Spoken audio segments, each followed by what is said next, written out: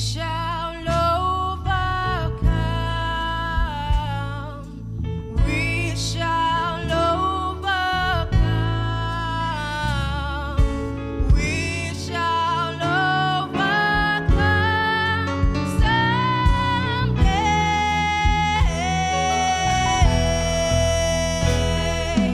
Deep in my heart, I do believe we shall overcome someday. The privilege of this meeting might set some of you on course to the glory of his name in the name of Jesus Christ. Our theme for this meeting is overcoming while you are young. Overcoming while you are young. And if I take that particular topic, I will be facing about 3 issues. Overcoming. Overcoming what? Overcoming what? Overcoming who? And overcoming when. So this message is dealing with 3 issues. Overcoming while you are young, that means overcoming what? And who must you overcome? When must you overcome? Those are the issues that are before us. And I'm praying that the Holy Spirit will give us understanding as we go ahead, even this morning, in the name of Jesus Christ. I'm going to read a few scriptures together with you before we begin our discussion. Now, in the book of 1 John chapter 2, 1 John and chapter 2, there you find a very strange discussion, but which we have been looking at here and there. It will be important for us to pick it together.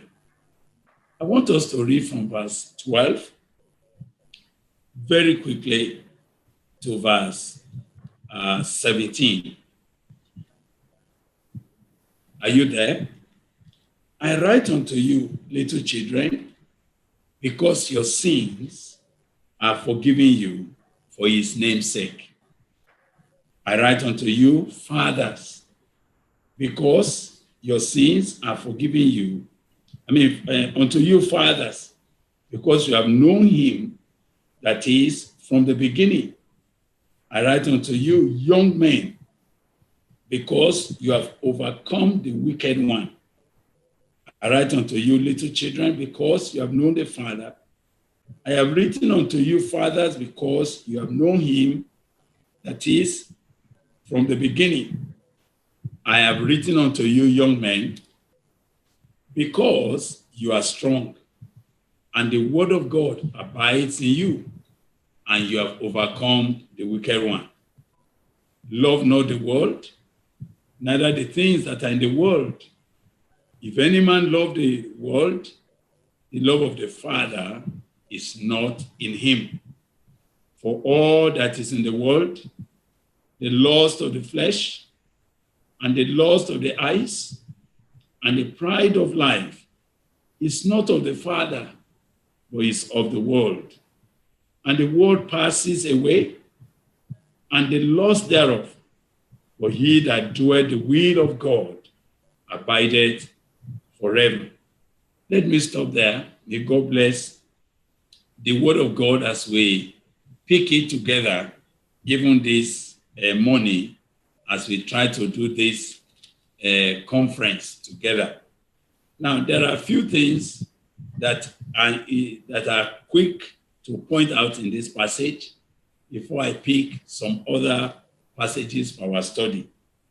The first thing is that you will notice that that passage had brought the 3 segments of people's lives. Those 3 segments They are very, very crucial. Even though, as far as I'm concerned today, we're not going to be focusing on all the three segments. I will only mention them. You will notice that in that scripture, it said, I write to you, little children. Little children, I would have thought that, well, all of us, we are all little children in the sight of God. That would have been the general way to have said we are all little children, because there are yet several places where the Bible says, little children, let nobody deceive you. Little children, let nobody confuse you. All of that.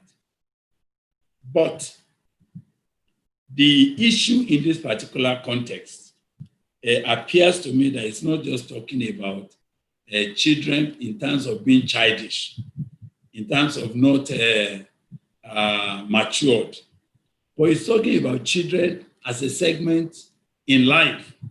He said, I write unto you, little children, because your sins are forgiven you for his name's sake. So we see a segment of a man's life when he's a little child, or when he's a toddler, or permit me to say, when he's somewhere between age 0 and age 12 or 13. Now, he said, I write unto you, fathers, because you have known him that is from the beginning. I also wonder why he jumped the young men and began to speak about the fathers.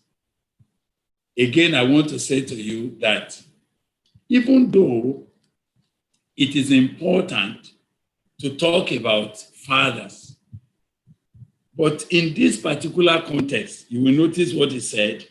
I write unto you, fathers, because you have known him that is from the beginning. So you notice that what he's saying about the fathers is talking about people that you see say, you have known him from the beginning. That's about summary. That's about you have lived your life. Everything is finished. You're already fathers, and you have known him from the beginning. There's no challenge anymore. But look at when it came to the young people. He said, I write unto you, young men, because you have overcome the wicked one. Now, I write unto you, little children, because you have known the Father. I have written unto you, fathers, because you have known him that is from the beginning.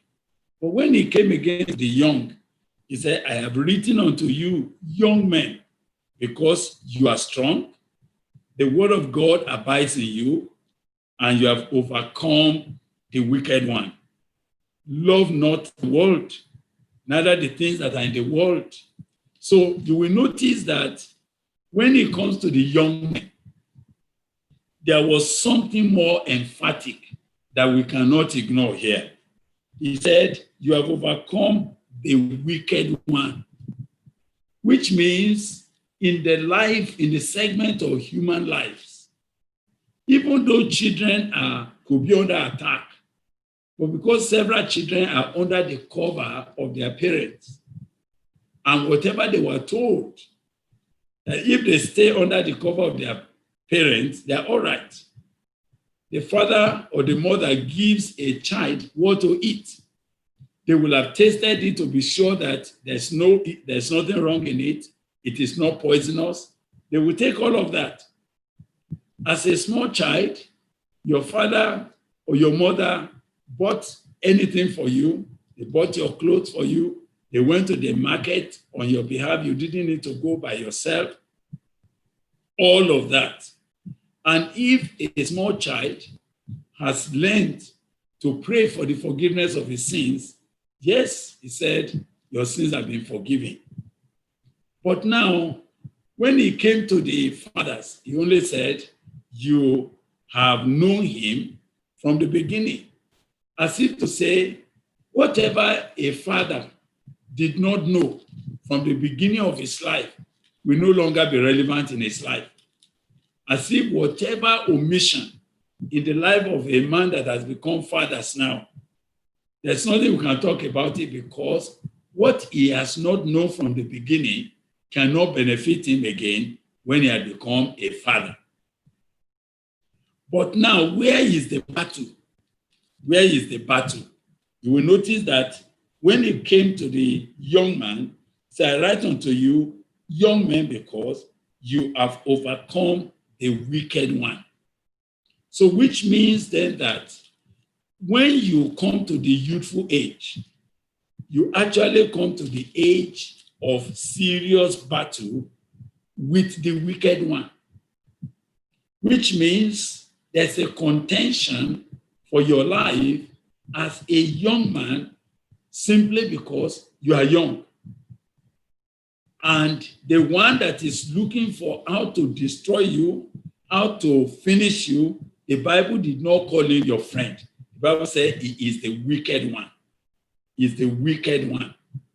Brothers and sisters, young people, I wanted to know that if at all you have an enemy that is very voracious, that is looking for who to devour, it is the wicked one, the devil.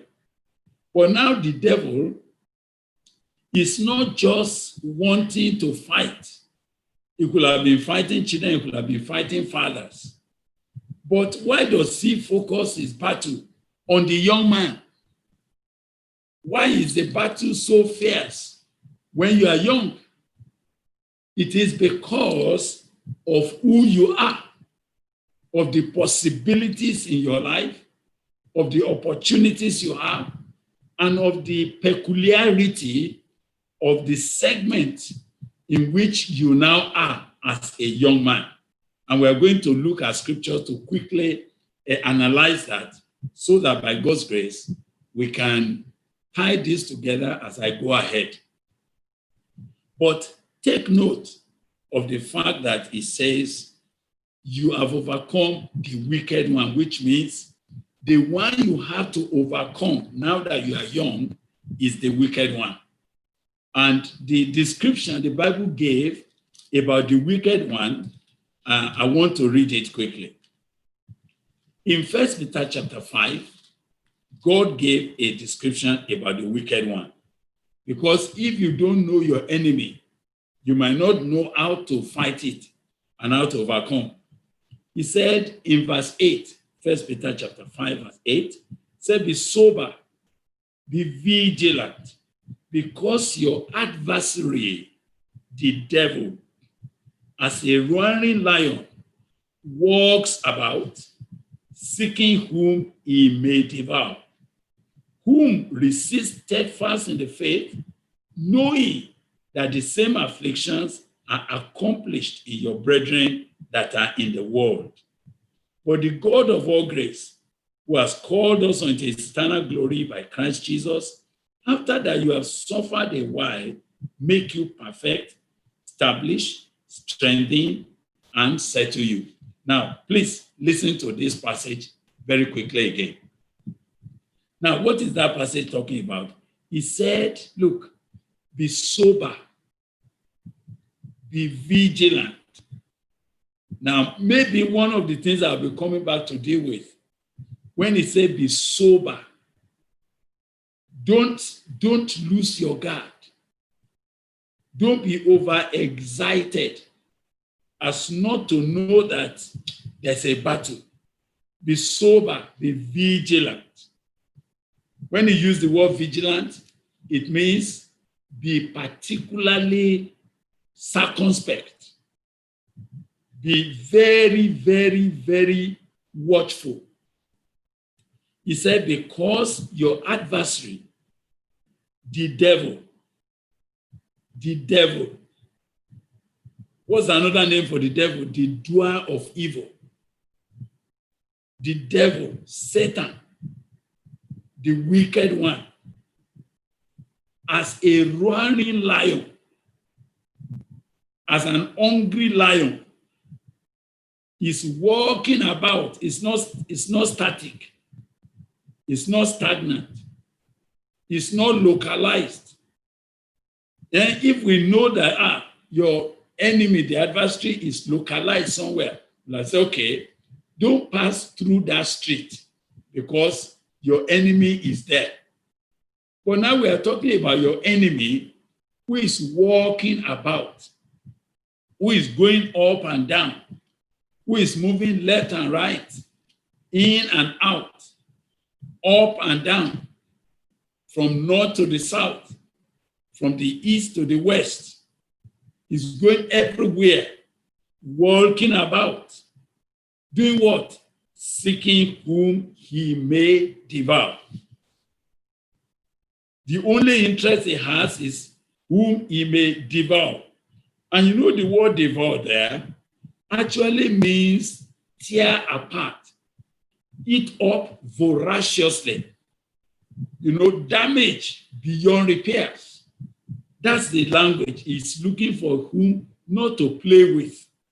He's not looking to make friends with you. He's looking for whom he may devour. And he's always going up and down. He's running in and out. When Job, the story of Job. Let me quickly ask you to follow me. Let's quickly just check something they said about the wicked man, the wicked one, from the book of Job, so that you can have an understanding of who you are contending with and how you need to overcome, particularly now that you are young. Now, in the book of Job, chapter 1, if you all follow me there, in Job chapter 1, I'd like you to read from verse 6.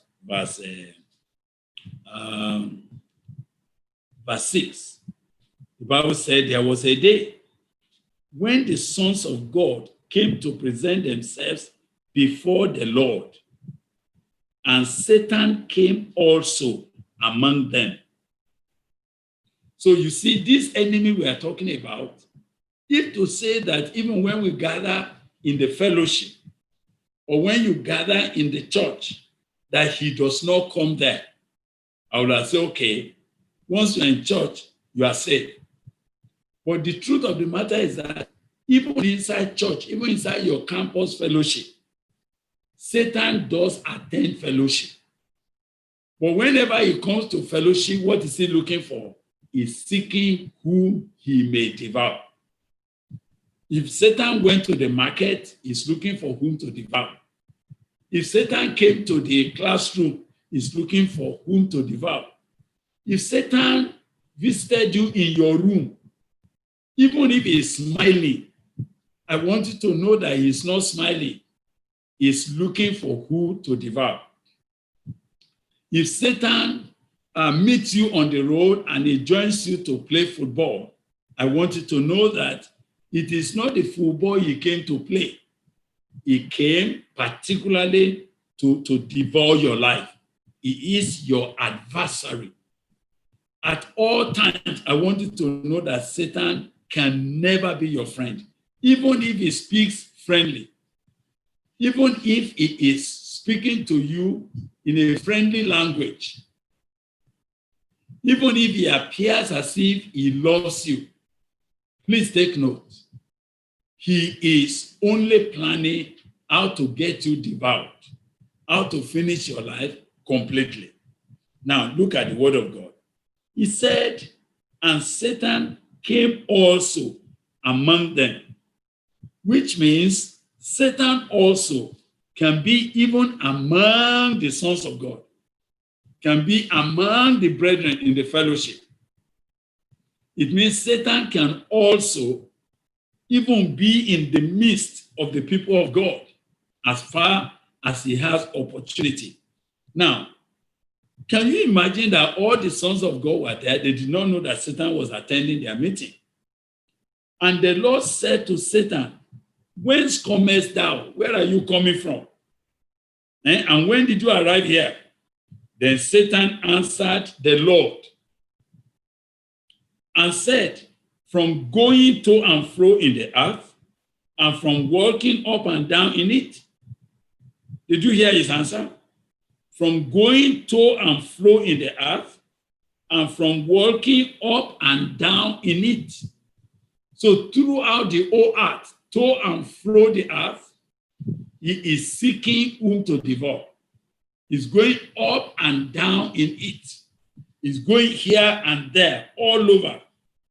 And the Lord said to Satan, hast thou considered my servant Job? Listen now. What does Satan consider any man for? Does Satan consider any man for promotion? Does Satan consider any man for a good employment? Does Satan consider you for joy? God said, have you considered my servant Job, that there is none like him in the earth, a perfect man, an upright man, that feareth God and escheweth evil? Look at Satan now. Then Satan answered the Lord and said, does Job fear God for nothing? Hast thou not made an edge about him and about his house and about all that he has on every side? Thou hast blessed the work of his hands, and his substance is increased in the land. But put forth your hand now and touch all that he has, and he will curse you to your face. Did you see that Satan goes about with envy? If you see the way he talks, whenever he sees anybody making progress, that is when he gets terribly annoyed. Whenever he sees you moving well, or you are getting established in life, that was when Satan feels terribly depressed. Your progress is his sorrow. Your sorrow is his joy. If he sees a young man moving with a young lady, maybe they're about to marry, or they are just married, Satan looks at them when they are giggling together and they are rejoicing. Satan feels so bad. Why are they rejoicing while I'm not happy? So what can I do to scatter their joy? What can I do to scatter their marriage? What can I do to scatter their lives? That's all about the devil.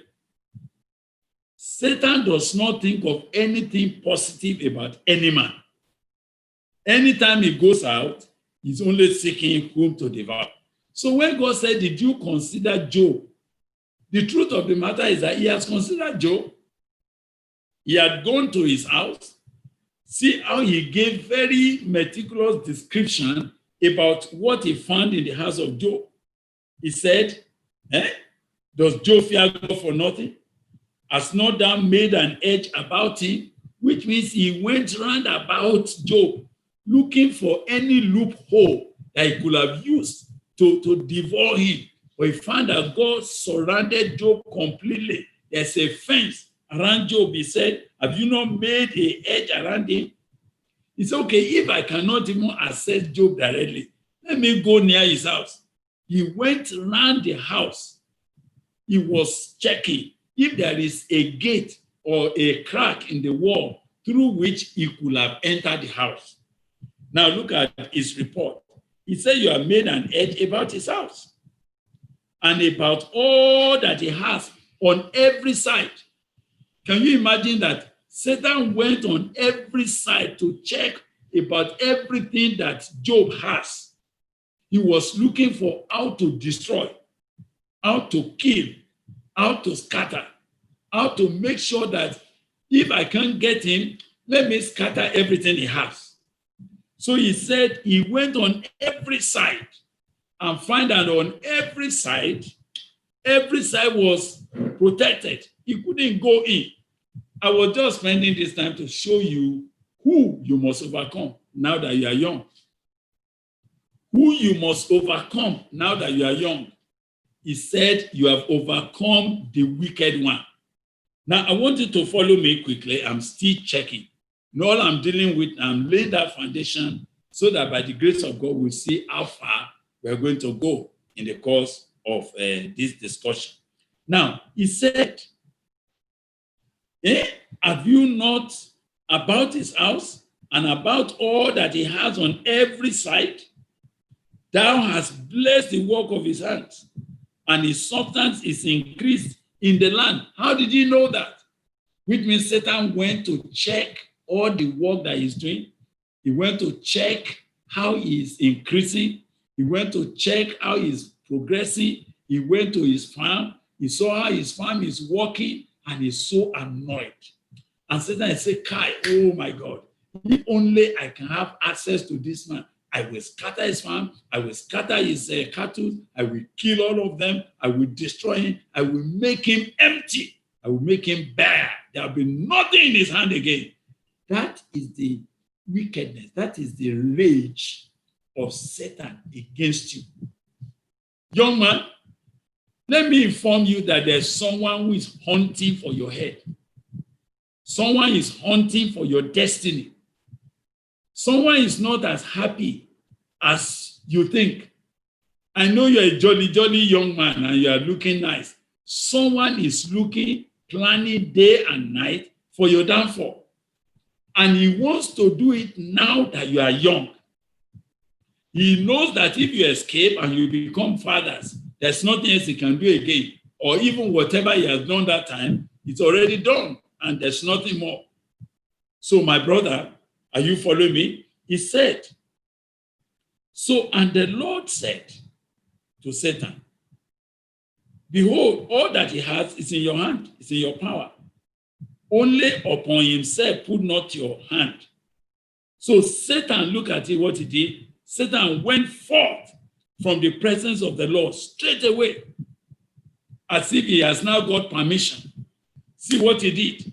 And there was a day when his sons and his daughters were eating and drinking wine in their eldest brother's house. Satan went there. And there came a messenger unto Job and said, the oxen were plowing beside them, and asses feeding beside them, and the Sabaeans fell upon them and took them away. Yea, they have slain the servant with the edge of the sword. I only am escaped alone to tell you. While he was yet speaking, there came also another and said, the fire of God is falling from heaven and has burned up the sheep and the servants and consumed them, and I am escaped alone to tell you. Verse 17, while he was yet speaking, there came also another and said, the Chaldeans made out 3 bands and fell upon the camels and have carried them away, yea, and slain the servants with the edge of the sword, and I only am escaped only to tell you. While he was yet speaking, there came another and said, thy sons and thy daughters were eating and drinking wine in their eldest brother's house. And behold, there came a great wind from the wilderness and smote the 4 corners of the house, and it fell upon the young men, and they are dead. I only am escaped alone to tell you. Now let me ask you, did you notice as I was reading how the Bible said it happened in one day?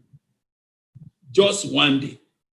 And for you to know that it happened concurrently, because if you read the Bible, it said, and there came a messenger, and while he was yet speaking, and while he was yet speaking, and while he was yet speaking, and while he was yet speaking, which means that at the same time, on the same day, Satan already planned. They said one wind and one Sabaean. All the people that they are talking about, you may call it natural disaster. You may just think it's one wind that just came and broke the house and killed all the sons of brother Job. You may think it's natural disaster. It's not natural disaster. It is what? It is deliberate. And they said, as they were going, one fire came. And the people that didn't know, they say it's a fire from God, or the fire of God falling from heaven. But this fire was arranged by Satan. And they said, while he was still speaking, there came another. The Chaldeans made out 3 bands and fell upon the camels and have carried them away. You may think it was just raiders. You may just think it was these cow raiders or Fulanis or whatever. No. The truth of the matter is that there is a hand behind it, Satan, the wicked one, seeking whom he may do what? He may devour. He was looking for you. So Now, when we talk about the wicked, I just want God to help you to see what you must overcome, who you must overcome, how you must overcome it is very critical. Now, when he came back, there was a day the sons of God came again to present themselves, and Satan came also among them to present himself before the Lord. And when he came to present himself before the Lord, and God said to him, Satan, where are you coming from? As usual, he said, from going to and fro in the earth and walking up and down in it.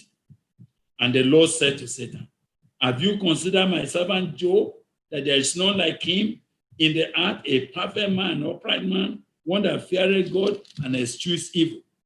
And still he holds fast his integrity, although you have moved me against him to destroy him without cause. Did you see how Satan was not satisfied that he had destroyed all his children? He has destroyed all his properties. He has scattered his houses. He has done all terrible things to him. But yet, Satan has an insatiable desire for your destruction. He came back again, and God said, did you see that the man is still standing? He said, well, put forth your hand now and touch his bone and his flesh, and he will curse you to your face. You see now? He said, look, it's because everything else that I've done has not touched his body. Let me go and afflict him with sickness. So you see some strange sicknesses that just come, some strange problems that just arrive, and you're wondering, why am I like this? Why am I having sickness? Why am I having boil on my head, in my private part, everywhere? Satan, he said, let me do it to him. Satan has an insatiable desire to destroy, to kill, to steal, to destroy. He has that desire that I'm talking to you about. I wish I have all my time to tell you about the portrait of your enemy. That's not to scare you, but to help you to know. If it was localized in one place, I would say, okay, avoid that place. But it goes everywhere, to and fro, up and down, in and out. It goes to church. It goes to fellowship. There's nowhere he cannot go. Because as far as he's concerned, anywhere he finds any man to destroy is going there.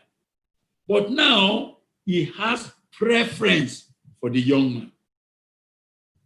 He has preference for those that are young. And I'll tell you why he has preference for you as a young man.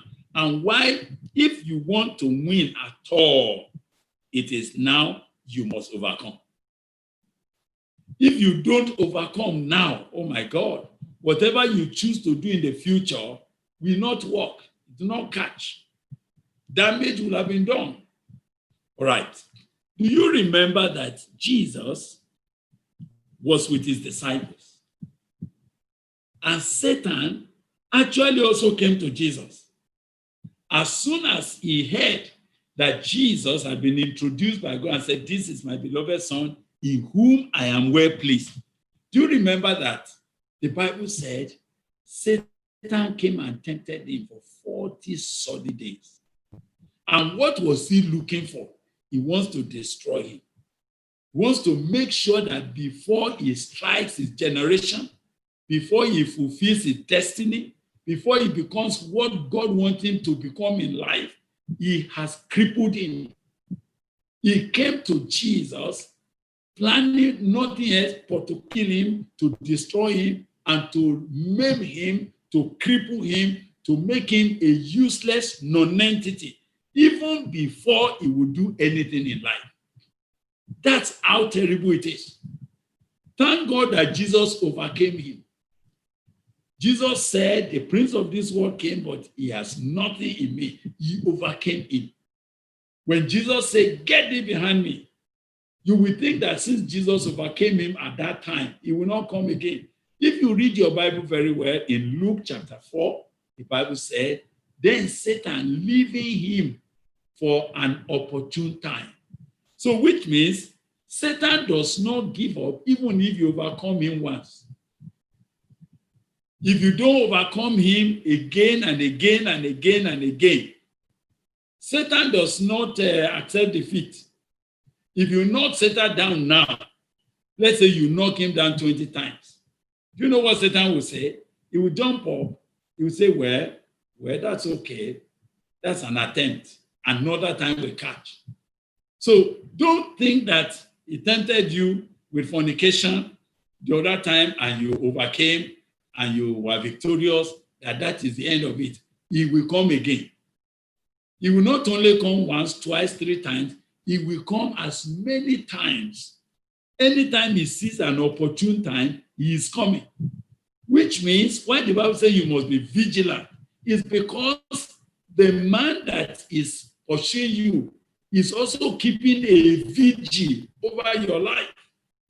He's keeping a vigil. He's trying to see any opportune time. Is there any time that this young man is going to be careless? Is there any time that this young lady is going to be careless? Let me quickly go in and strike him before he will know. So Satan is looking for chances, for opportunity when he can devour your life. Do you know that Jesus was with his disciples and he was asking them, and he said, whom do you say I, the Son of Man, am?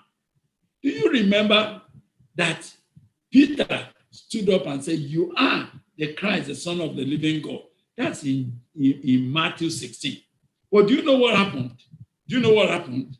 Why Jesus was recommending Peter and said, flesh and blood did not reveal this to you, but my Father which is in heaven. And upon this rock I'll build my church. And I say to you, you are Peter. Behold, I will give you the keys of the kingdom. Whatever you bind there. You see, just when God was beginning to confirm something on the life of Peter, what did the Bible say immediately? Satan quickly came and took the mouth of Peter. And Peter began to speak and said, you will not die any death. You will not die any death. Jesus was very sensitive. Said, Satan is here again. Using the mouth of a trusted disciple. Using the mouth of someone that had just brought a good revelation of the word of God. So Jesus saw it, said, Satan, get thee behind me. You would think he was speaking to Peter. Of course, he was speaking to Peter, but he was addressing the stranger that has taken over Peter. So this enemy, this wicked one we are talking about, he could even enter the mouth of your fellowship president. He could even enter the mouth of that sister to cause you problem. Satan could even use someone that you trusted so much that you believe cannot misbehave. He can enter their mouth. If you are not sensitive, you are not vigilant, if you are not sober, you are not likely to win this battle that I'm talking to you about. It's a very extensive battle. It's a very extensive battle.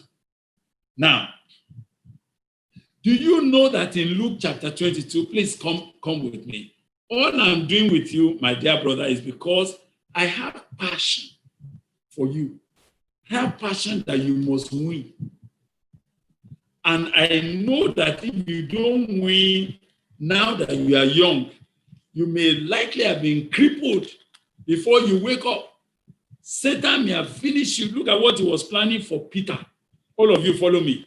In Luke chapter 22 and in verse 31, you know the Lord Jesus Christ was having a meeting with them. They have gone for this final Last Supper.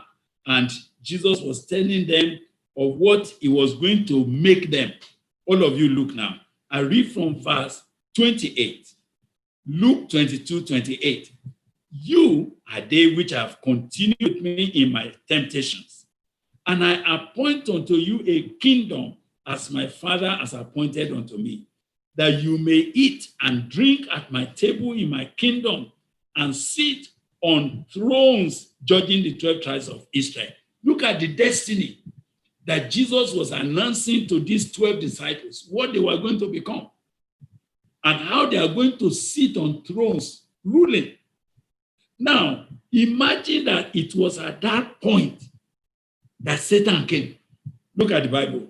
And the Lord said, Simon, Simon, behold, Satan has desired to have you, that he may sift you as wheat.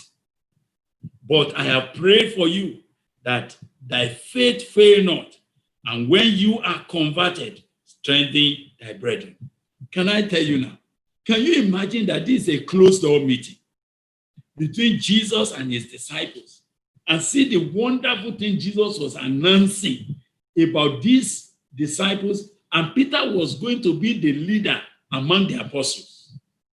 Are you getting what I'm saying? Now, unfortunately, while Jesus was announcing this wonderful thing, Satan sneaked in. If Jesus was not vigilant, if Jesus did not have the capacity to discern spirit, see what he will have done to Peter, and he will have gone like that. He just came in. You know thieves, when a thief is coming to steal, what does he do? He sneaks in. He sneaks in. Oh my God. Satan is sneaking everywhere, sneaking in, looking for how to, creep into crevages around your life. Little cracks that you have left. Little omission that you have not taken care of. Little carelessness. Satan is coming, inspecting, checking, looking here and there. Say, oh, can I go here? Can I go here? So when that opportunity came, Satan just came in. He just sat in their midst. Am I communicating with you? Just sat in their midst. And Jesus saw him. Say, what is he here for now? This time he came for Peter. And look, the Bible said, and Satan has desired to have you. Can you imagine that Satan has desires? And his desire is not for a pig. There are some of you think that Satan is interested in looking for things like ordinary trees. No. If you see a demon dwelling in one tree, it's because he has not found a space in you. Human beings are his first preference.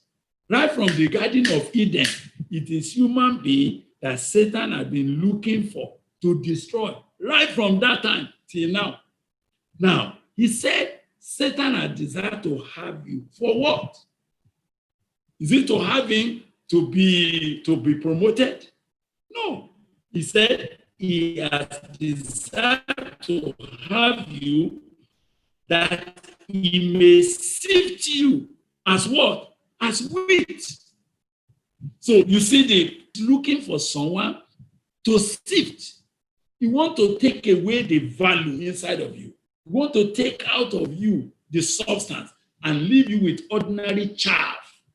Do you know there are some of you listening to me now that Satan has already done that to you? On the outside, people think that you are fine, but you have been perforated inside. There are preachers that are only shouting, but their lives have been perforated. Satan has sifted them. He has collected the reality of their lives. He has taken away what makes them tick.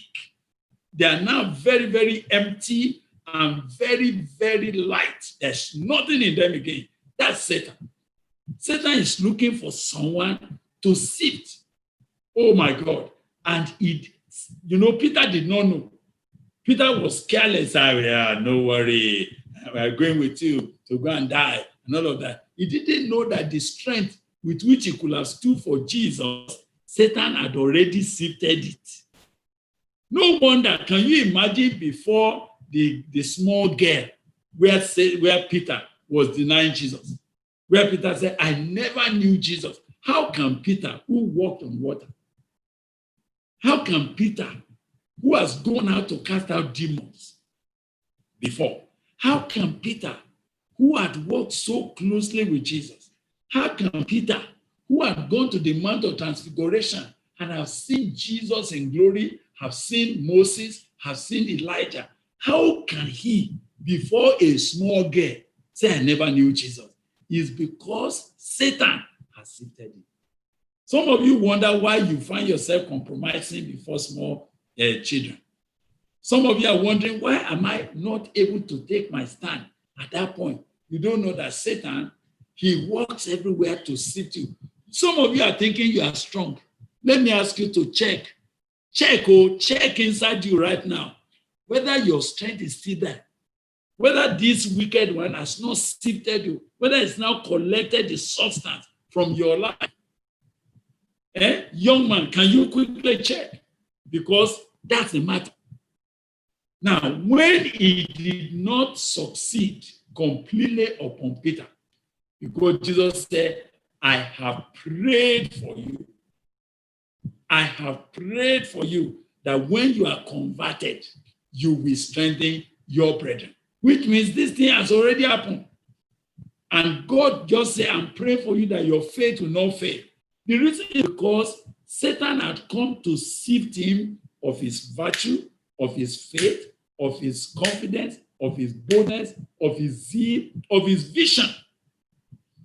Within a short while, Peter had just become korofo. He has become an empty carcass that doesn't have anything inside of him again.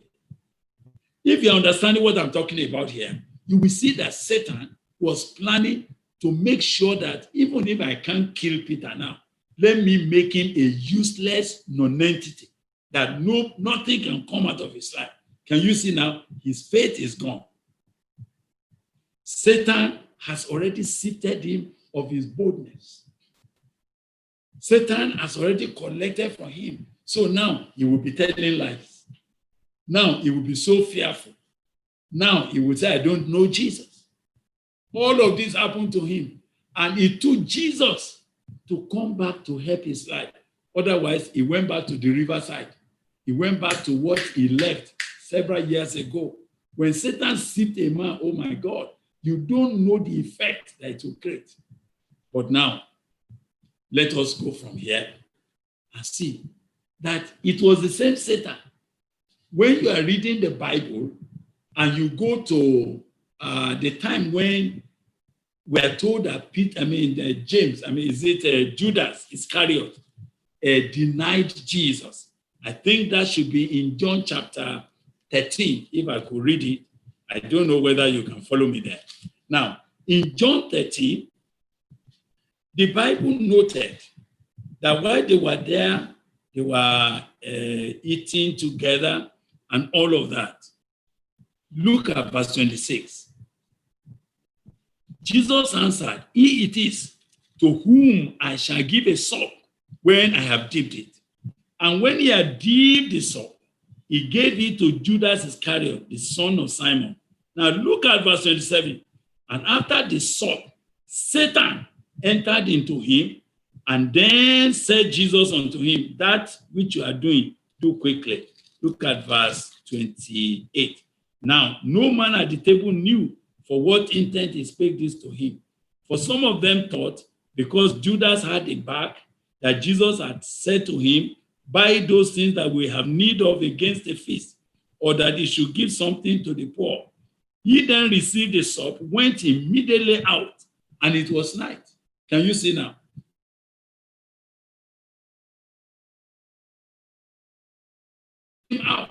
Took him out of fellowship, took him out of light, it took him out into darkness. The Bible says it was night. When you give Satan this chance, you don't overcome him, he will take you out. He will send you to the night. And can you imagine that Judas Iscariot went away in that night? And up to the time I'm talking to you now, he was still in that night. He perished in that night. His life was finished in that night. All that God planned for him, all the bishopric that God planned for him, all the inheritance that he had, all the anointing that we could have had, the portion of ministry that he has got, everything was lost. He became useless. Actually, he fell headlong. Now, why did Satan do that to him? He did it to Judas Iscariot when he was young, so that whatever plans God had for his life will never materialize. Will never materialize. This is the key that we are talking about.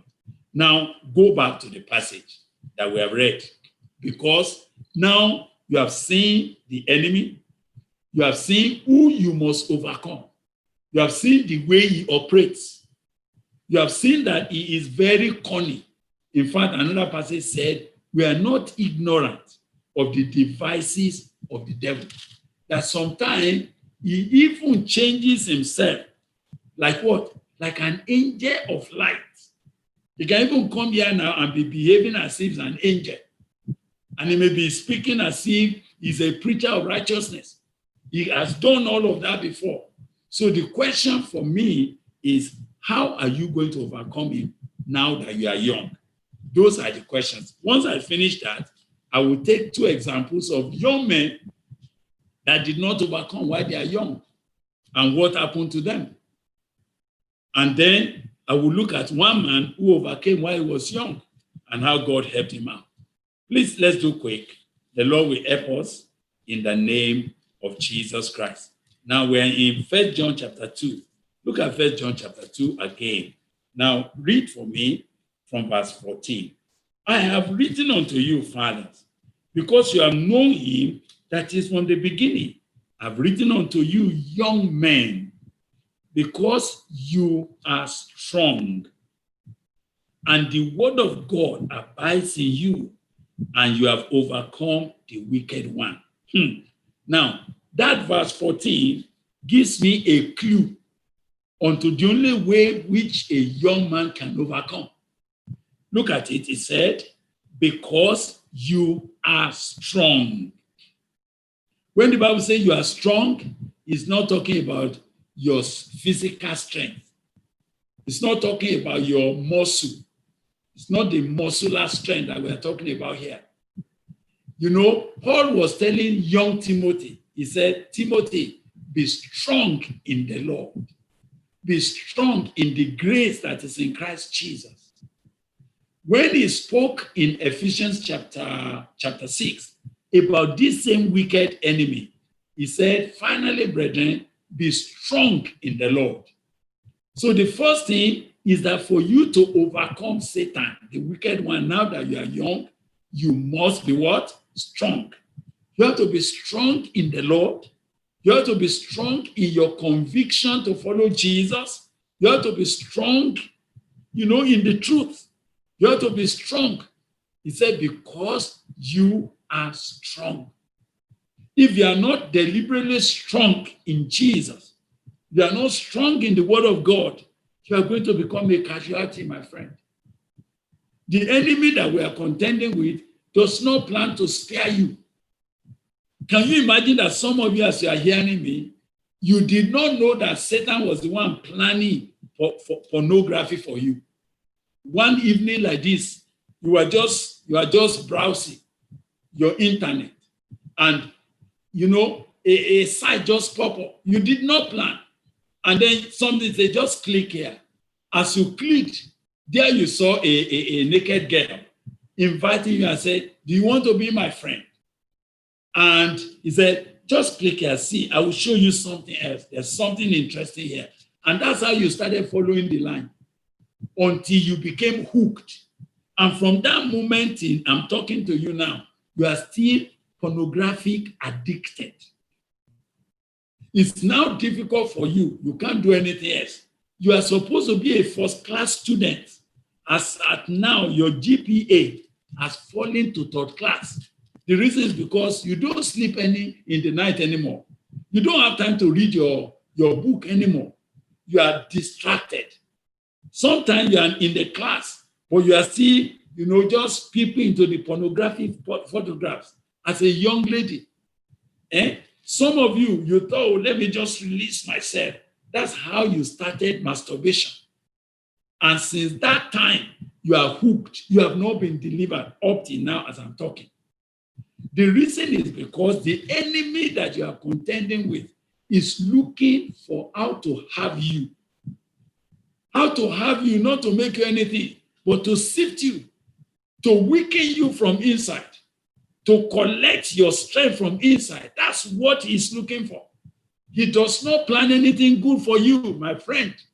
If you intend to become anything for God, or you even want to become anything for your family, you must overcome now that you are young.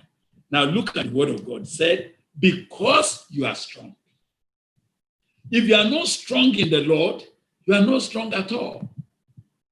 If you are not strong in the faith, let me inform you, you are not strong at all. It's not your chest that we are talking about here. It's not your muscle that I'm talking about here. It's not your intelligence that I'm talking about here. It is the strength in the Lord, your inner man. We are not talking of your outer man. If you are not strengthened in the inner man, my God, you are already a victim. You're already a victim. I don't have any hope for a young man whose inside, whose inner man is weak. And you like this, you wake up early in the morning, the first thing you do is you go on the net. You could not spend time to pray. You cannot spend 1 hour to just pray and just be with God and speak in tongues. The Bible said, praying in the Holy Ghost, building up yourself in your most holy faith. You are not doing all of that. You just wake up, you are watching one film, and by 11 p.m., you are still watching a film. But when it is time to come and sing in the choir, you are coming to play the guitar. My friend, the inner man of your inner man, I can see, is already perforated. Any little push like this, you are gone. You are gone. Sister, you are going. I pray for you right away that God will help you. You take a decision to make your life right with God. As I'm checking how my time is, let me move on quickly. Now, the Bible said, because you are strong. Secondly, and the word of God abides in you. That is the key for overcoming. The whole of the book of Psalm 119 is a very powerful book. And I wish to recommend it to you, but there's no time for me to do any elaborate study on it, because that chapter of the book of Psalm is a very great chapter about your relationship with the word of God if you want to overcome as a young man. But permit me just to read a simple verse 9 and verse 10 for you. Verse 9, 10, 11. Let's read it. He said, wherewith shall a young man cleanse his way? By taking heed thereunto according to thy word. You will notice that this scripture particularly is saying, how will a young man cleanse his way? It's because the peculiarity of being young, the temptation that comes to you as a young person, is the temptation of immorality, impurity of heart, the temptation of arrogance, the temptation of pride, the temptation of those things that make you, your heart is filled with filth, filled with all kinds of things. So he said, wherewith shall a young man cleanse his way? By taking heed thereunto according to thy word. With my whole heart have I sought you, oh, let me not wander from thy commandments. Verse 11. Your word have I hid in my heart, that I might not sin against you. He said, because you are strong and the word of God abides in you. That's the only panacea for you to overcome. If the word of God does not abide in you, anything else that you are putting inside of you cannot withstand the enemy I'm talking about. No matter how clever you think you are, you will soon get off. I said Peter was very close to Jesus. Peter walked on water. Peter cast out demons in the name of Jesus. But Satan came and sifted him, took away the strength of his inner man. Didn't affect his face. He went inside of him. Look at Judas Iscariot. He was the treasurer. He was the treasurer in the fellowship where Jesus was the president. Unfortunately, Satan was luring him. He was taking money from the purse little by little, little by little, little by little. Some of you that were with me last week, as I was on the Bible study, I was dealing with Judas Iscariot. You will remember that we noted that Judas Iscariot did not start as a traitor. He did not begin to betray Jesus. It was what he became. They kept saying, who became a traitor? He became it. How did he become it? Satan entered into him. Satan deceived him. Satan made him to have, insatiable desire for money. That was what made him to miss it. Now, are you there with me? He now said, and you have overcome the wicked one. But you see, immediately the word of God went. Immediately the word of God now went, all right? The word of God now went to verse 15 to show something that is peculiar to you as a young man. In fact, if Sam is there and you can unmute yourself, I will have asked you to open your Bible and read for me from Living Bible. If any of you is there and you can help me read, unmute yourself and read Living Bible for me of 1 John chapter 2, verse 15, 16, and 17. I will read in King James. When you see it, please unmute yourself and read for me. Love not the world, neither the things that are in the world. If any man love the world, the love of the Father is not in him. For all that is in the world, the lust of the flesh, the lust of the eyes, and the pride of life is not of the Father, but is of the world. And the world passes away, and the lust thereof. But he that doeth the will of God abideth forever. I'll read it. Stop loving this evil world and all that it offers you. I think I should read from verse 14.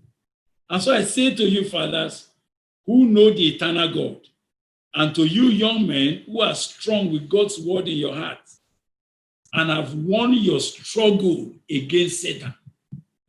You have won your struggle against Satan. Satan is actually struggling with you, but you must win it. God will help you. Now, stop loving this evil world and all that it offers you. For when you love these things, you show that you do not really love God. For all these worldly things, these evil desires, the craze for sex, the ambition to buy everything that appeals to you, and the pride that comes from wealth and importance, these are not from God. They are from this evil world itself. And this world is fading away, and these evil, forbidden things will go with it. But whoever keeps doing the will of God will live forever. Can you follow me quickly and see what I'm talking about? He said, all these worldly things, what are they? These evil desires, the craze for sex. Young man, young woman, you understand what I'm talking about. The craze for sex. I don't have time to talk about that craze, but you know it's a craze. Some of you, your craze is just to see the breast of a young lady. That's your craze. Your eyes is going nowhere else except her breast area. Some of you, your craze is just to see how her bonbon is looking like. That's all your craze. For some of you, your craze is just to say, let me just enter. This craze for sex is not only for boys.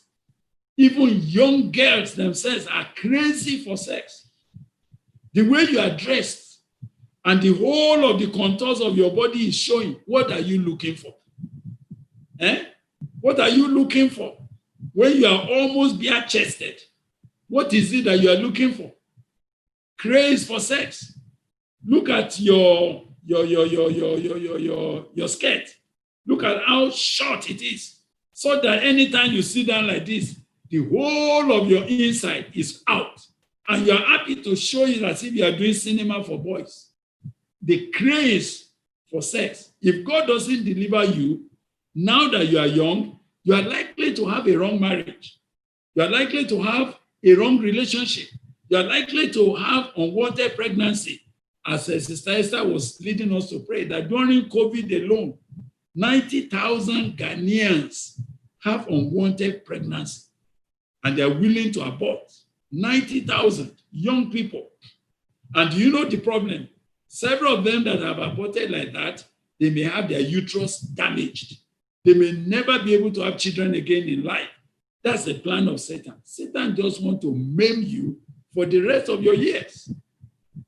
Now, look at the word of God. He said, craze for sex.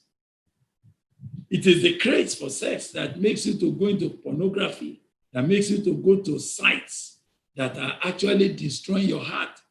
And the ambition to buy everything that appeals to you. I hope you know that that is peculiar to the young man. You are always wanting to buy new things. Look at the phone that you are carrying now.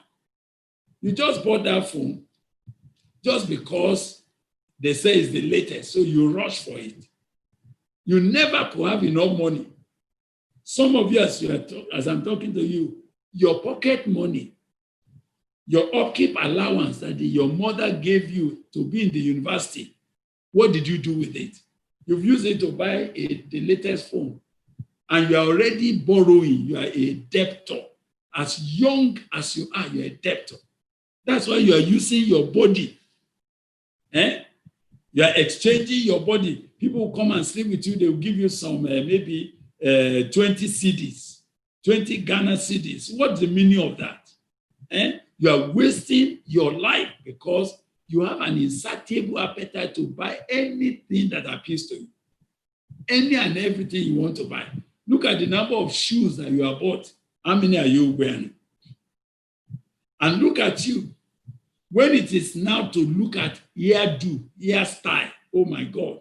I thought that thing was cheap until I began to discover that some of those hairstyles, they cost thousands. My brother, my sister, what is it that you are looking for that is making your life to be like that? So I want to say to you that the Bible now says, those who love this world, the love of the Father is not in them. You cannot love the world and love God. Do you not know that the friendship with the world is enmity against God? That's what James chapter 4 says. So as I leave this matter now, why must you now end? Why must you now, by the grace of God, overcome now that you are young? Let me say a few things. No time. This will have taken us the whole conference. Then I will have been dealing with the peculiarity of when you are young. But my cry this morning is that you must win. I'm going to pray with you. As many of you, wherever you are, whether you're in your house, whether you're in the campus, whether you are under the tree, or whether you are gathered with a friend, or you are watching from your YouTube or wherever, or your Facebook, whatever it is that you are doing, I'm going to pray that God will help you to win your battles. Your struggle with Satan must not overcome you. You must overcome in the name of Jesus Christ. Now, why must you overcome now that you are young? It's because everything about your future, the foundation of it is laid now that you are young. The foundation for your career is being laid now. The foundation for your marriage is this time that it will be laid. The foundation for all that you will become, your personality, this is the time that is being laid. Because your youthful time is your prime time. And it is that time, that critical time where I call it the time of planting, the time of seedling. After now, it will be the time of harvest. Once you pass the youthful age and you begin to enter into the adult years, you have entered the years of harvest. And what do you harvest? The Bible says, whatsoever a man sows, that shall he reap. So the time of youth is the time of sowing, is the time of planting, is the time of laying foundation. And so if the seed that you sow now, if it is wrong, the harvest you are going to have at your old age is going to be this. Nothing can change it. Whatsoever a man sows, that shall he reap. if you sow to yourself, maybe I should read that passage to you, because the way the scripture is coming is making this meeting to be very critical for me, because as a young man, you are sowing. And what you are sowing is what you are going to reap. In Galatians chapter 6, Galatians 6, please come with me. In verse 7, say, be not deceived. God is not mocked. For whatsoever a man sows, that shall he also reap. Now, you may think that I'm just talking about sowing guinea corn or sowing rice. No. The Bible is talking beyond that. Look at what the Bible is now saying. Go to verse 8. For he that soweth to his flesh shall of the flesh reap corruption. Is the things for self, for the flesh, the pleasure of the flesh, the works of the flesh, the pleasure for the flesh, the immorality of the flesh, the pride of the flesh, all of those things, the insatiable desire to have things only for the flesh. And that's what you are sowing to. You are sowing your time to the flesh. Instead of investing your time to do your studies, you are using your time to chase women or to chase boys. You are using your time to watch films. That's what you are sowing your time into. Now look at the Bible. It said, he that soweth to his flesh shall of the flesh reap corruption. But he that sows to the Spirit shall of the Spirit reap life everlasting. So my brother, this is the time of sowing. As a young man, you are sowing. What I am reaping now in my own life is what we sowed when we were younger. And it's what you sow that you will reap. You cannot reap what you did not sow. If you sow corruption now, let me imagine that as you are a young man now, you are jumping from one woman to another, from one girl to another, and you are sleeping about. Don't think you are going scot-free. You are sowing. You are sowing. In the future, you may reap gonorrhea. You may become one of the HIV/AIDS patients. You may become so restless in life. Your psychology is destroyed that you cannot stay with a woman. It's because what you sowed to your life was corruption. You are going to reap it. But if you sow to your spirit, the Bible said, but he who sows to the Spirit shall of the Spirit reap life everlasting. If you are not investing time in the Spirit, if you are not sowing your heart to the Spirit, what will you reap? You cannot reap life everlasting. So the reason is because now is the time to sow. But let me talk about the fact that this is the time for your foundation. The Bible said, if the foundation be destroyed, what can the righteous do? Now, foundation, let me inform you now. Foundation is the base for every superstructure you are going to build. If you are planning to build a house, a 4-story building, for example, it is the foundation you lay for it that will make it possible. So the first thing I want to tell you that your foundation delimits the height you can grow in life. So if your foundation is weak, if your foundation is poor, if you did not lay it now that you are young, my brother, I want to now inform you that what will happen is that it has already set the limit to your height in life. No matter how you try to grow, your foundation has limited you. If your foundation is not properly laid, even in academics, it limits the height to which you can go in academics. So you find that you can only be a middle class cadre because the foundation you laid, that's where it can carry you. You can't go beyond it. You will retire at that level. Foundation is what set the limit for your height. Now, Foundation is what determines the weight, the load that your life can carry.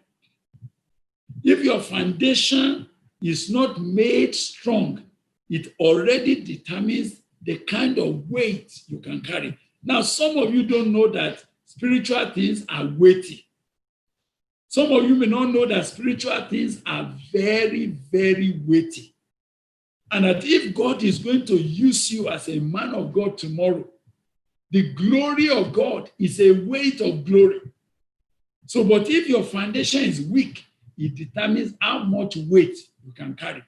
So you see that even though we are all there in the fellowship now, we are all young people, we are all dancing and singing. And if you are not laying foundation for your future, I'm telling you, the truth of the matter is that no matter how you now desire, after your foundation has already determined how you can go.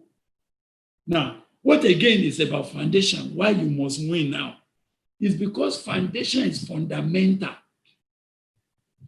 Now, when we say something is fundamental, that means it is at the very rock bottom of everything that you can have.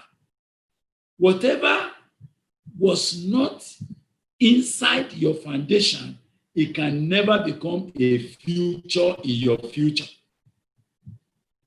Whatever component is not in your foundation can never feature in your future because it will be hanging.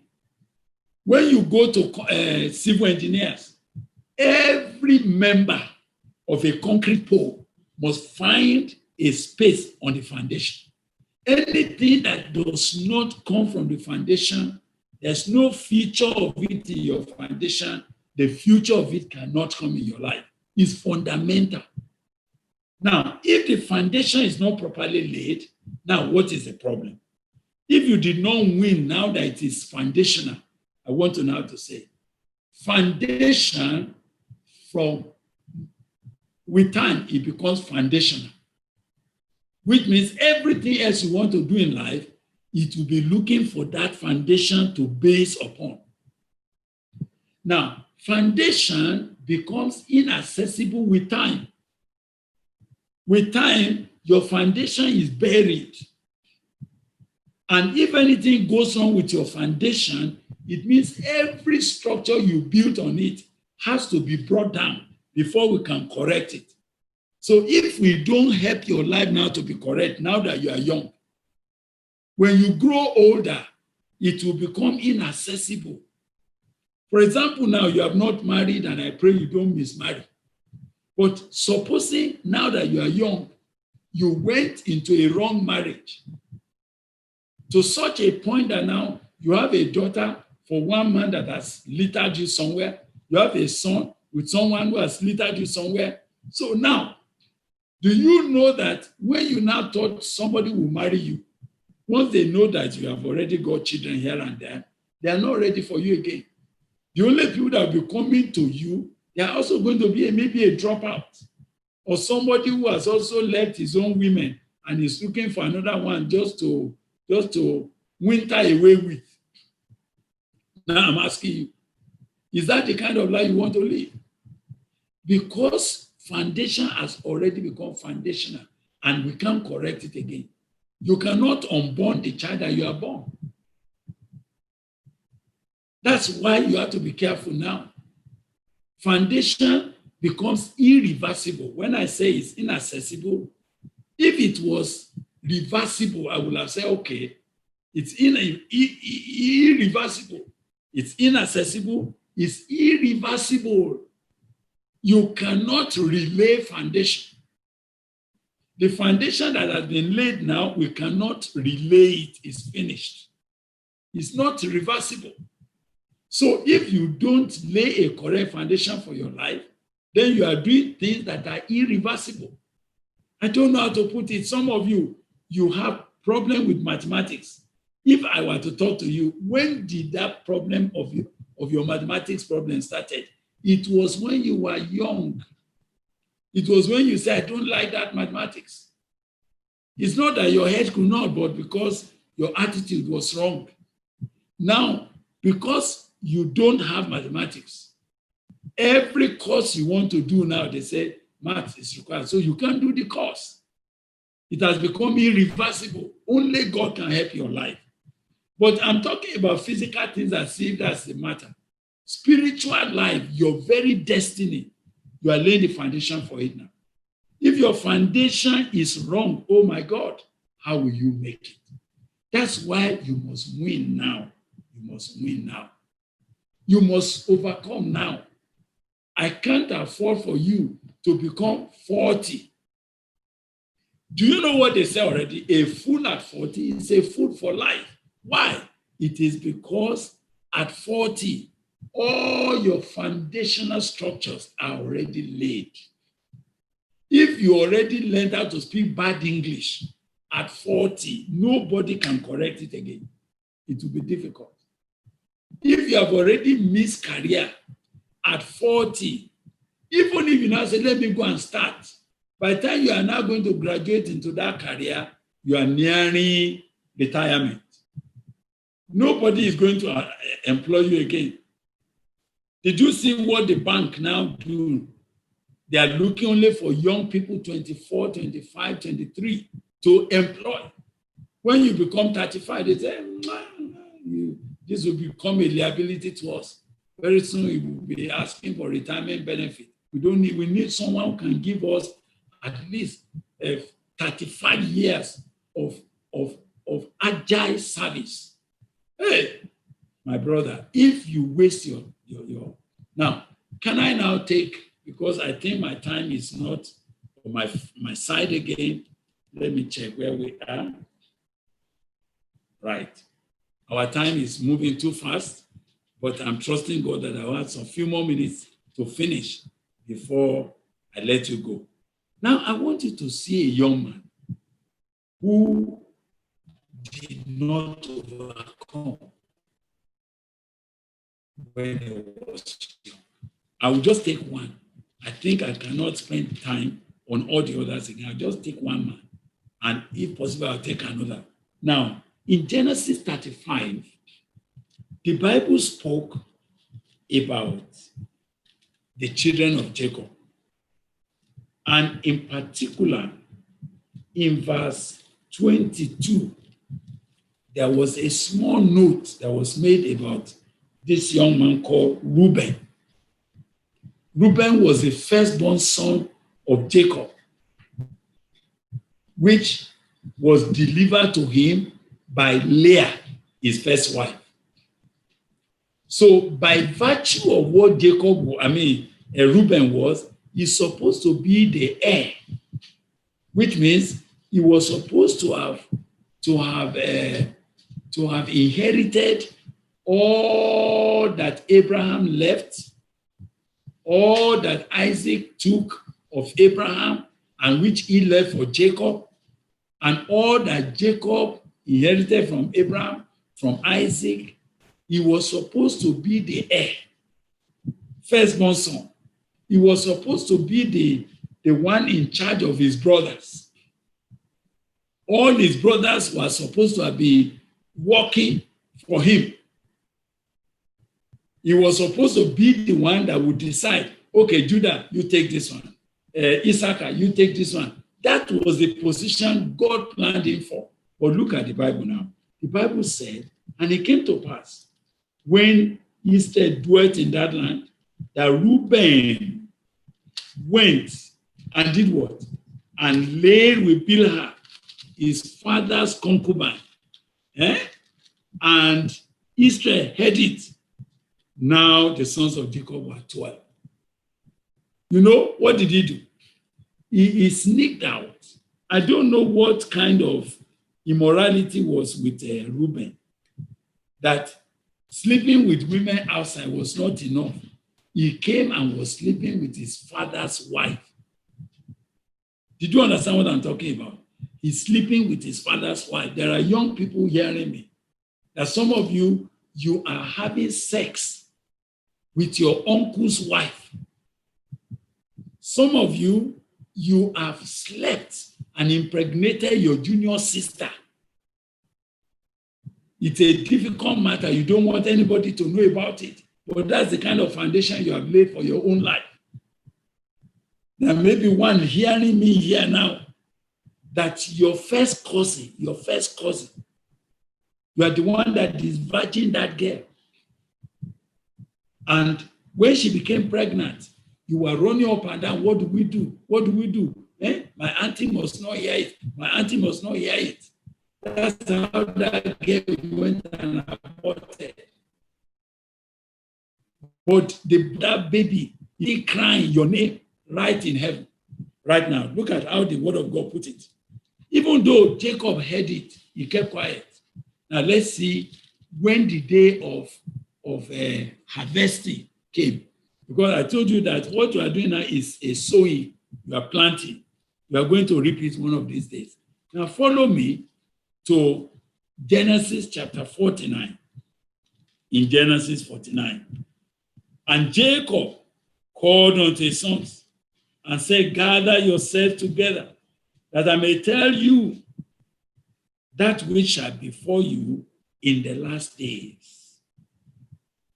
Gather yourselves together, and hear ye sons of Jacob, and hearken unto Israel your father. And Reuben, are you hearing the first address? Reuben, thou art my firstborn, my might, the beginning of my strength, the excellency of dignity, and the excellency of power. Please listen to that. I think I should read it from another version, whether it will be easier for you to follow me. Time is not on my side, but I must read that so that we can get across. Genesis, we're reading chapter 49. Genesis 49, please come with me. I'm checking other version from verse 1. Genesis 49 from verse 1. Now, God's word, there's a version called God's word, say, come here, and let me tell you what will happen to you in the days to come. Gather around and listen, sons of Jacob. Listen to your father Israel. Reuben, you are my firstborn. You are my strength. The very first son I had. First in majesty and first in power. This is what Reuben was born to be. He was born to be the firstborn, my might, the beginning of my strength, the excellency of dignity, and the excellency of power.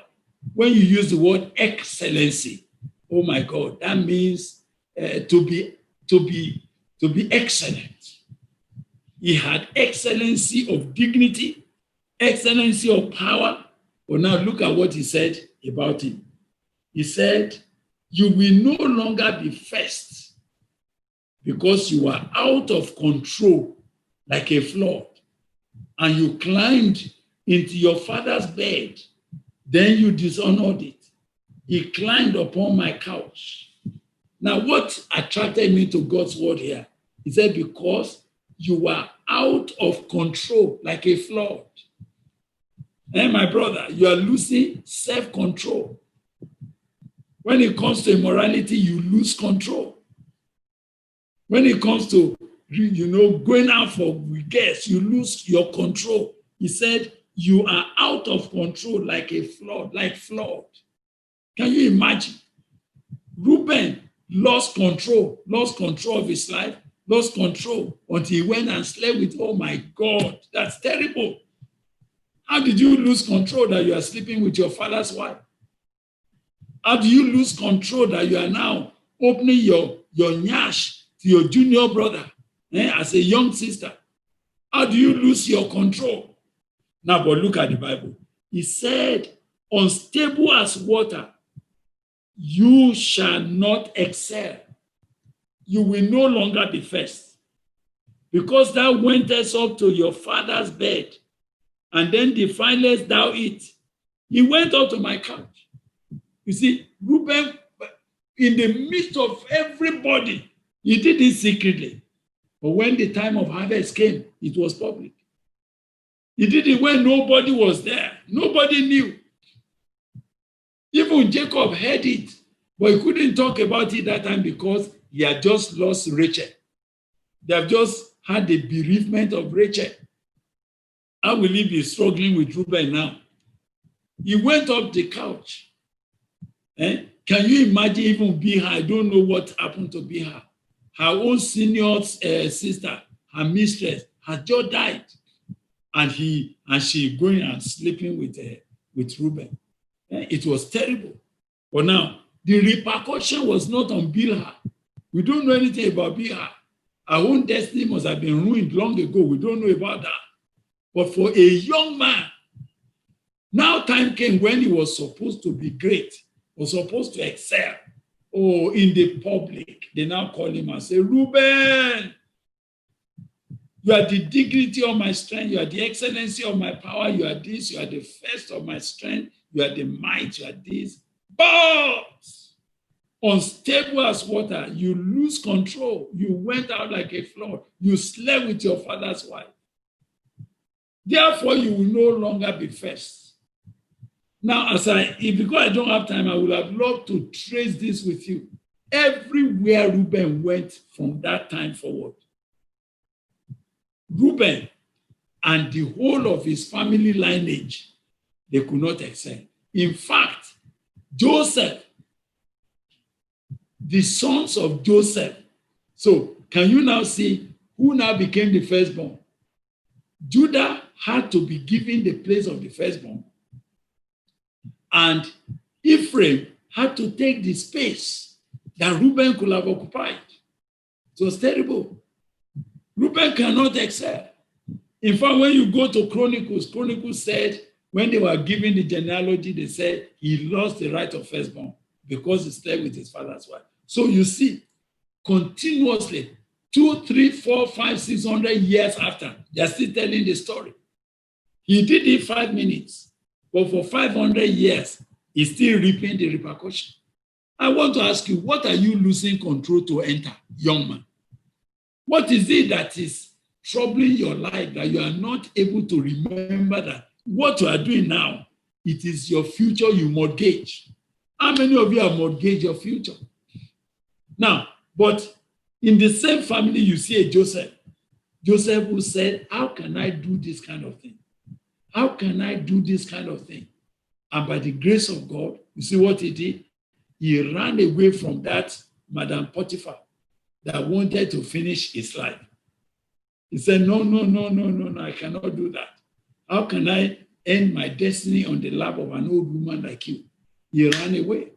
Even though they blackmailed him, even though they put him in prison, but he became a prime minister because he sowed that seed to the Spirit. He became something for God. Potiphar was the chief protocol. So when Brother Joseph became the prime minister, Potiphar was assigned to drive in front of him everywhere, to announce him everywhere. You can imagine how things changed.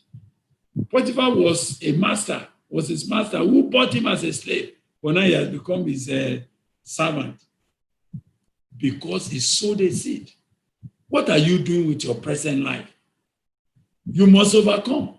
I can't go from here, but how can you overcome? Jesus Christ is saying, and this is the victory that overcomes the world, even our faith. Who is he that overcomes the world? Or he that believes that Jesus Christ is the Son of God. So that's where I want to end. How can you overcome unless you believe? The victory that overcomes the world is our faith.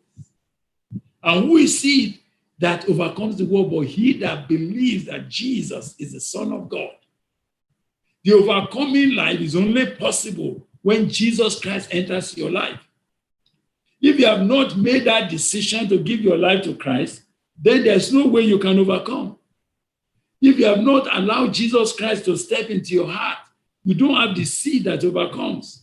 Satan cannot fire you. He doesn't fear your intelligence. Doesn't fear your education. Does not fear even your family background. The only thing that will stop him is that Jesus Christ has come to live in you. The overcomer has come to live inside of you. That's what makes you an overcomer. Now, I'm going to ask you to bow your head to pray. I'm going to ask you to take a decision. I'm not saying you will not repent. You may repent in 20 years' time. But your future, that future will have been spoiled, because now, what you did not do now is going to have an indelible effect, indelible damage, irreversible damage upon your life in 20 years. That's why I plead with you this moment, humble yourself before God right now and say to Jesus, here am I. Please do a new thing in my life. Bow your head where you are. I'm sure they will speak to you about that little book called Battle for the Young. If you don't have it, please, Google for it. You can easily download it. It's almost free on our website. I want you to cry to God and say, Lord, I must overcome. I must not become a victim. I must be a victor. I must not become a casualty. I don't want to become a captain. I must be a captain. You are born not to be a captain, but to be a captain. You are born to be a victor, not a victim. Tell God, Lord, this is my cry today. And is there anything where Satan is struggling with you? Put your hand on that matter and say, today, I'm going to my Savior. I'm going to God who can deliver me. In time past, Satan tells you to hide it, like he told Reuben to hide it. But today, don't hide it. Because the Bible says, whosoever covereth his sin shall not prosper. Every sin you cover, you have only planted it. It will germinate and it will produce plenty fruit of damage in your life. This moment, cry to God. In this 1 or 2 minutes that remain, cry to God and say, Lord, please do a new thing in my life today. I just want today is the last day of October 2020. Can it also be the last day when sin will reign over your life? Can you make it the last day when you and Satan will be struggling? Can you make it the last day when you cross over to the kingdom of our Lord Jesus Christ and say, Lord, I put my hand in your hand? So that even though the stubborn Satan is coming up and down, he will not have anything in you with which to pull you down. Please close your eyes and call on God at this moment. Tell Jesus to please step into your life. And when you take that decision, please get across to us. They will tell you the address in Ghana or anywhere you are listening from, whether in Nigeria, whether in South Africa, whether anywhere all over the world. Just get on the chat and the address will help you to seek for further assistance. Let's pray together. Father in heaven, thank you for the opportunity again to share the word of God with my brothers, my sisters, my young people who must win now. I know the wicked one has a peculiar desire, a peculiar appetite for the young. He wants to maim them, he wants to kill them, or he wants to recruit them for his useless service. Today, oh God, I want to ask that the yoke of Satan on any of their lives, let it be broken in the name of Jesus. I ask, Lord, that those that are already sowing wrong seed, because it is not too long, we can uproot it. Please uproot every wrong thing in their lives in Jesus' name. Those whose foundation are presently weak, but no superstructure is on it, we can quickly assess that foundation and relay it. Now, oh Lord, break every wrong foundation that was made in pornography, we uproot it in the name of Jesus. Foundation of immorality, foundation of greed, of covetousness, foundation of pride of life. Lord, this moment, before it becomes fundamental, before it becomes irreversible, please, Lord, bring your harrowing machine, bring your bulldozer, uproot this thing now, turn it up, Lord, uproot it completely. in the name of Jesus Christ. Thank you, Father. As many as I sent Jesus, step into my life. Jesus, please forgive me. Jesus, please do a new thing in my life. Lord, step into their hearts. Give them a new beginning and give us a reason to celebrate them in the future. Thank you. In Jesus Christ's name, we have prayed. Amen. We shall